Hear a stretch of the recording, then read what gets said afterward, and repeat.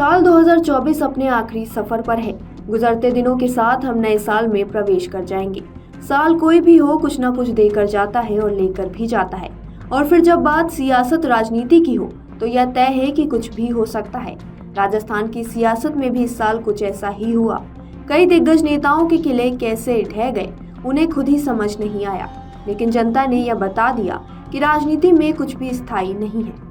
2024 में राजस्थान की 7 विधानसभा सीटों पर हुए उपचुनाव में, जिसमें झुंझुनू, खिंवसर और रामगढ़ में कुछ ऐसा फेरबदल हुआ कि सारे समीकरण धरे रह गए। बृजेंद्र ओला परिवार का गढ़ माने जाने वाली झुंझुनू सीट पर कांग्रेस को हार का सामना करना पड़ा। इसी तरह आरएलपी सुप्रीमो हनुमान बेनीवाल को खिंवसर में बड़ा झटका लगा। बेनीवाल के कब्जे वाली सीट से उनकी पत्नी कनिका बेनीवाल हार गई। झुंझुनू सीट पर भाजपा दशकों से चुनाव नहीं जीती थी। आखिरी बार साल 2003 में भाजपा ने यह सीट जीती थी। इसके बाद से कांग्रेस के टिकट पर बृजेंद्र ओला जीतते रहे हैं, इसलिए यह सीट कांग्रेस और ओला परिवार का गढ़ मानी जाती थी। 2024 के उपचुनाव में भाजपा के राजेंद्र भांभू ने बृजेंद्र ओला के पुत्र और कांग्रेस प्रत्याशी अमित ओला को 42,828 वोटों के बड़े अंतर से हरा दिया। ऐसे में यह ओला परिवार को बड़ा झटका था। वहीं बेनीवाल की पत्नी कनिका बेनीवाल हार गई, आरएलपी 0 पर पहुंच गई। खिंवसर सीट पर हनुमान बेनीवाल की पत्नी कनिका बेनीवाल को भाजपा के रेवंत राम डांगा ने उपचुनाव में करारी शिकस्त दी थी।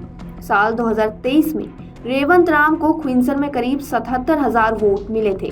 वहीं 2024 के उपचुनाव में उन्हें 1,08,628 वोट मिले थे। पिछले चुनाव के मुकाबले रेवंत राम डांगा को 41,000 से ज्यादा वोट मिले हैं। वहीं कनिका बेनीवाल को 92,727 वोट मिले थे।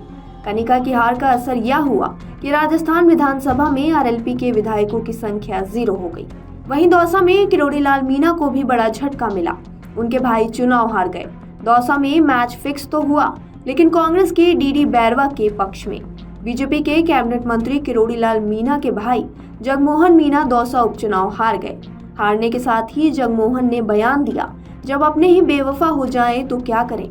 वहीं किरोड़ी लाल ने कहा था, गैरों में कहाँ दम था, मुझे हमेशा जयचंदो ने ही मारा।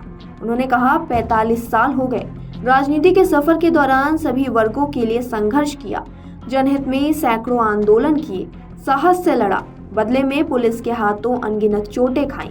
आज भी बदरा घिरते हैं तो समूचा बदन करा उठता है। जनता की खातिर मीसा से लेकर अब तक दर्जनों बार जेल की सलाखों के पीछे रहा। संघर्ष की इसी मजबूत नींव और सशक्त धरातल के बूते दौसा का उपचुनाव लड़ा।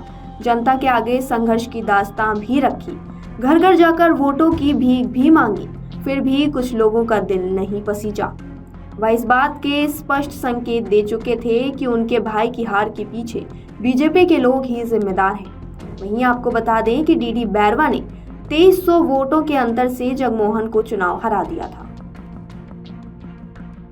अगर आप ये वीडियो YouTube पर देख रहे हैं तो हमारे चैनल को सब्सक्राइब करें और बेल आइकन को दबाना ना भूलें। अगर आप Facebook पर ये वीडियो देख रहे हैं तो हमारे पेज को लाइक करें।